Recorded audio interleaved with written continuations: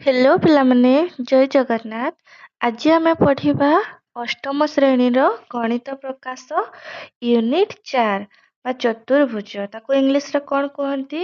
କ୍ୱାଡ୍ରିଲାଟେରାଲ୍ସ।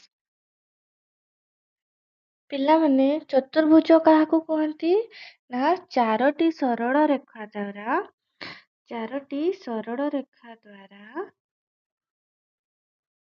ଘେରା ହୋଇଥିବା ବନ୍ଦ ଚିତ୍ରକୁ କ'ଣ କୁହନ୍ତି? ନା ଚତୁର୍ଭୁଜ। ଦେଖ, ଚତୁର୍ଭୁଜର କେତୋଟି ବାହୁ? ନା ଚାରୋଟି ବାହୁ। ସବୁ ବାହୁ ସରଳ ରେଖା ହେଇଥିବା ଦରକାର। ବନ୍ଦ ଚିତ୍ର ହେବା ଦରକାର। ଚତୁର୍ଭୁଜର କୋଣର ସମଷ୍ଟି କେତେ?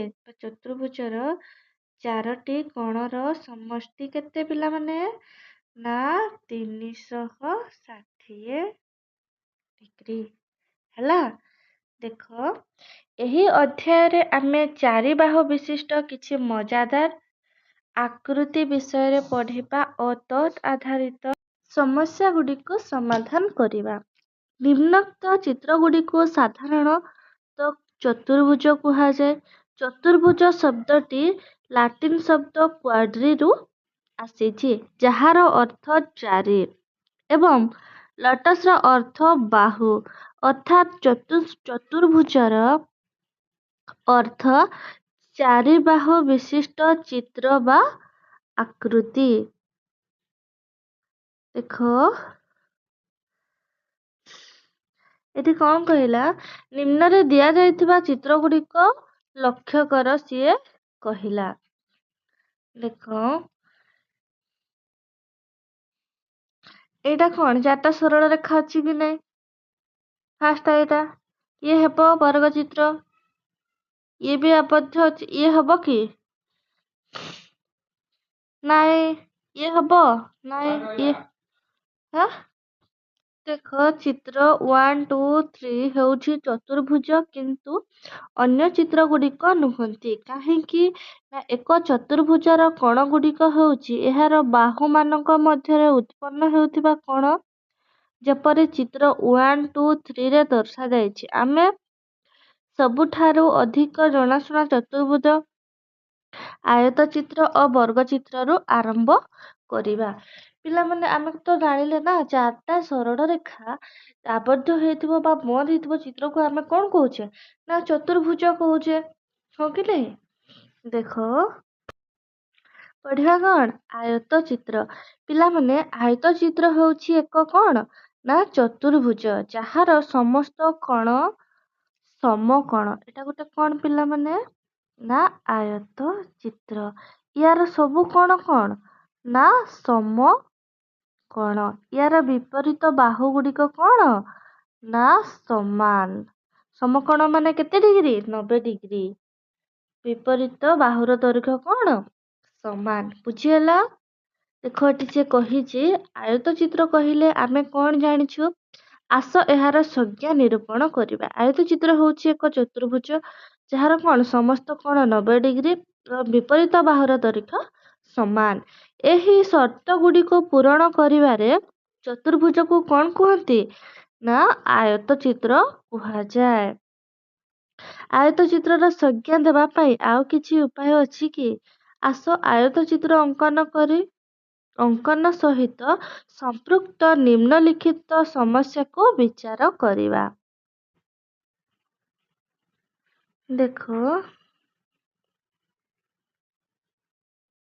ଦେଖ ପିଲାମାନେ, ତର୍କ ସିଦ୍ଧାନ୍ତ 1 ରେ ଆମେ କ'ଣ? ଏହାର ଅନ୍ୟ କର୍ଣ୍ଣଟିର ଦୈର୍ଘ୍ୟ କେତେ ଆମେ ଜାଣିବା। ଦେଖ, ସର୍ବସମ୍ମତ ସର୍ତ୍ତ ବ୍ୟବହାର କରି ଏହାକୁ ନିମ୍ନ ପ୍ରକାରରେ ନିର୍ଣ୍ଣୟ କରିହେବ। ଏଇଟା କ'ଣ? ଏ ବି ସି ଡି ରେ କ'ଣ? ଗୋଟେ ଆୟତ ଚିତ୍ର। ତେଣୁ କ'ଣ ହେବ? ଏ ବି ସମାନ କେତେ ହେବ? C D. କୋଣ କୋଉଟା? କୋଣ ବି ଏ ଡି। ଆଉ କୋଣ କ'ଣ ହେଇଯିବ? ନା ସି ଡି ଏ। এই কোণ গুଡ଼ା କ'ଣ ହବ? ନା 90 ଡିଗ୍ରୀ। ଏଡି ଉଭୟ ତ୍ରିଭୁଜର ସାଧାରଣ ବାହୁ। ଏଇ ତ୍ରିଭୁଜଟାର ବି ଆଉ ଏଇ ତ୍ରିଭୁଜଟାର ବି ସାଧାରଣ ବାହୁ କିଏ ହେଲା ନା ଏଡି। ବୁଝି ହଉଛି? ତାପରେ ଦେଖ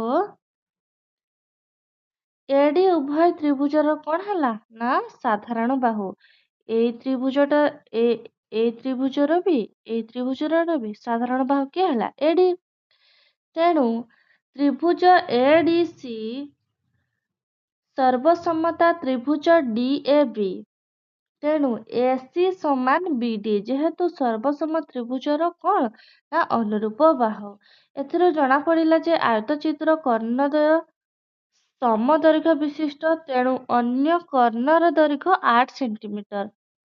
ତୁମେ ଗୋଟିଏ ଆୟତଚିତ୍ର ଅଙ୍କନ କରି ଏହି ଧର୍ମରେ ଯାଞ୍ଚ କରିପାରିବ। ହେଲା ପିଲାମାନେ? ତାପରେ ଦେଖ ତର୍କ ସିଦ୍ଧାନ୍ତ 2 ରେ କଣ କହୁଛି ନା କର୍ଣ୍ଣଦ୍ୱୟର ଛେଦବିନ୍ଦୁ କଣ? ସର୍ବସମ୍ମତା ସର୍ତ୍ତ ବ୍ୟବହାର କରି କର୍ଣ୍ଣଦ୍ୱୟର ଛେଦବିନ୍ଦୁ ସ୍ଥିର କରିହେବ। ଓ ଏ ଓ ସି ଏବଂ ଓ ବି ଓ ଡି ମଧ୍ୟରେ ଥିବା ସମ୍ପର୍କ ଜାଣିବା ପାଇଁ ଆମେ ଏ ବି ସି ଡି ଚତୁର୍ଭୁଜର କେଉଁ ତ୍ରିଭୁଜଦ୍ୱୟକୁ ସର୍ବସମ କରିବା ଆବଶ୍ୟକ। ଦେଖ ଏଇଠି କଣ ଅଛି, ଏଇଟା କୋଉ ରଙ୍ଗ? Orange colour. ଏଇଟା କଣ ଗ୍ରୀନ କଲର। ତ ପ୍ରତୀପ କୋଣ ହୋଇଥିବାରୁ ନୀଳ ରଙ୍ଗ ଚିହ୍ନିତ କୋଣଦ୍ୱୟ ସର୍ବସମ। ଏଇ ଦିଟା କୋଣ କଣ ନା ପ୍ରତୀପ କୋଣ।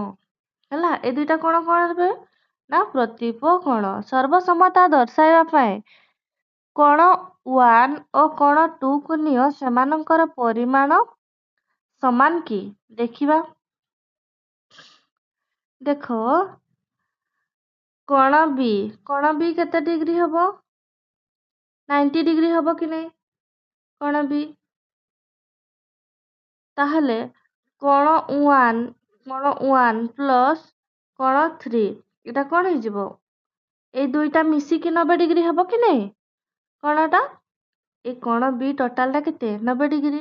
ତ ଏଇ ଦିଟା କୋଣ ମିଶିଲେ ଯାଇକି 90 ଡିଗ୍ରୀ ହବ କି ନାହିଁ? ତାପରେ ଦେଖ ଏଠି ଏ ବି ସି ଡି ତ୍ରିଭୁଜ ବି ସି ଡି ମାନେ କୋଉ ତ୍ରିଭୁଜଟା? ଏଇ ତ୍ରିଭୁଜଟାରେ କୋଣ କେତେ 3 2 ଏଇ ସି କୋଣଟା କେତେ 90 ଡିଗ୍ରୀ। ତ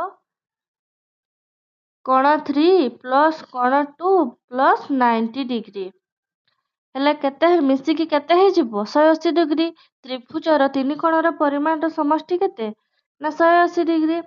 ଆମେ ପାଇବା ଦେଖ କୋଣ 3 ପ୍ଲସ୍ କୋଣ 2 ସମାନ 90 ଡିଗ୍ରୀ। କେମିତି 90 ଡିଗ୍ରୀ ହେବ ନା ଏପଟେ କେତେ ଅଛି 180 ଡିଗ୍ରୀ ଅଛି।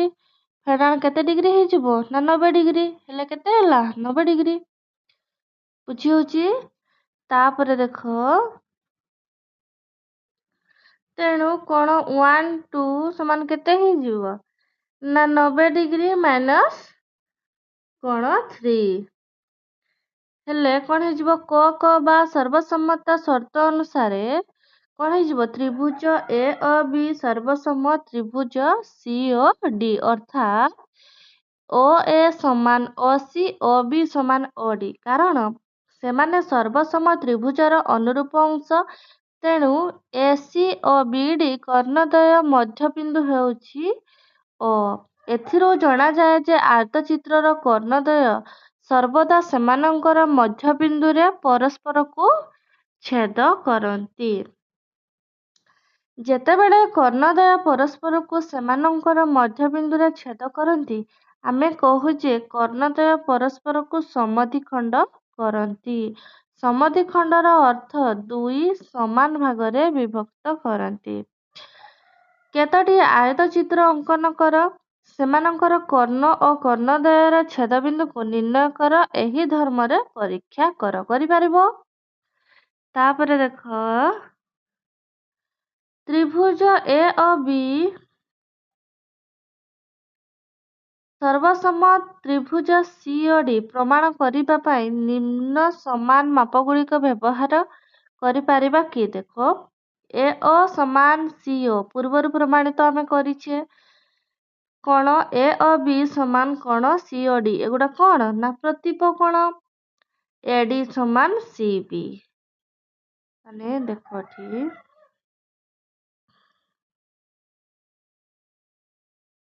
କଣ କହିଲା AD ସମାନ ଏଇ କୋଣଟା ସମାନ, ଏଇଟା ବି ହେବ କି ନାହିଁ ପ୍ରମାଣ କଲେ କି ନା ନାଇଁ ଆମେ। ବୁଝିଗଲା ପିଲାମାନେ? ଭିଡ଼ିଓଟି ଭଲ ଲାଗିଲେ ଲାଇକ୍ କମେଣ୍ଟ ସେୟାର ସବସ୍କ୍ରାଇବ କରିଦେବ। ରହିଲି, ଜୟ ଜଗନ୍ନାଥ।